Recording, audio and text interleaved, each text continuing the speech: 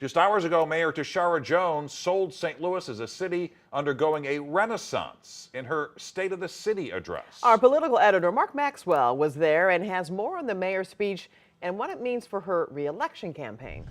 Kelly and Mike, Mayor Tishaura Jones struck a noticeably different tone this year than in her last State of the City address. Last year, she spent a lot of time preaching patience, telling voters change will come if you just wait for it. This year, she acknowledged the impatience of voters who want to see change now. Yes, crime rates are down in our city, but they're not where we want them to be. Mayor Tishaura Jones repeated concerns she's heard from city voters worried about violent crime. They told us that although they heard that crime was down in St. Louis, they couldn't see it in their daily lives. And while she didn't specifically mention the city's dwindling population, we want you to stay here. She told people who may consider joining that exodus that help is on the way. The question I'm always asked is, what are you doing with that ARPA money and why haven't I seen any of it? Yeah, I understand. It's your right to know. A November report from the mayor's office revealed the city has only spent 17% of federal pandemic funds so far. What are they doing with it?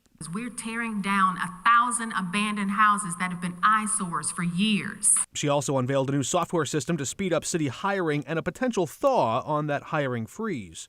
So if Jefferson City doesn't pass any laws decreasing our earnings tax by the time session ends this Friday, I'm happy to say that we will lift the hiring freeze on Monday, May 20th.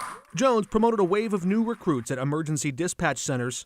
There's nothing more frustrating than calling 911 and not seeing a response for minutes or even hours. And continued making her case to divide those calls up between cops and clinicians. Police are not the answer to every call. In her last major address before launching a bid for a second term, Jones nudged the audience to reclaim a negative narrative from the naysayers. The next time you hear someone talking trash about St. Louis, you straighten your spine, look them in the eye and tell them, you don't know what you're talking about.